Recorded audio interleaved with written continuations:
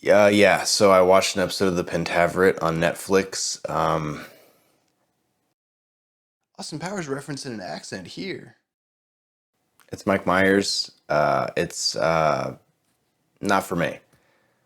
I don't really think there's more point in getting into why, because it would just be roasting a project that it's in bad taste to make fun of other people's work in Hollywood. So instead, I'm going to talk about a Netflix show I'm sure you've never heard of called Teenage Bounty Hunters, which is spectacular. Spoiler alert: it got canceled like 2 months after it came out. It came out in August of 2020, and the tagline: after joining forces with a veteran bounty hunter, 16-year-old fraternal twin sisters Sterling and Blair dive into the world of bail-skipping baddies while still navigating the high stakes of teenage life.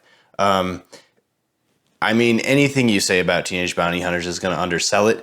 It's such a weird, awesome, specific, weird show about these two privileged white girls living in Atlanta going to like a private school who fall backwards into, bounty hunting in ostensibly the real world.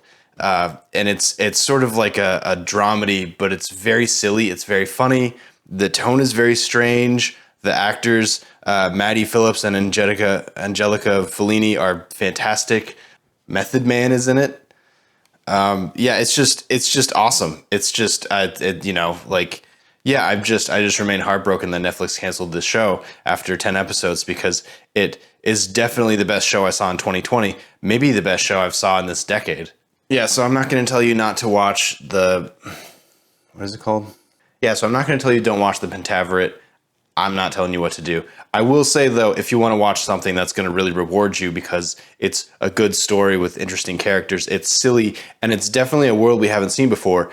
Teenage Bounty Hunters has been sitting on Netflix for like 2 years now, and it is just, it's so great and it's so weird. Yeah, that's what I got.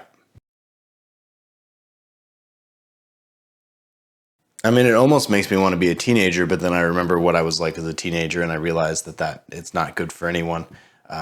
So I guess 34-year-old me appreciates Teenage Bounty Hunters. Is that weird to say?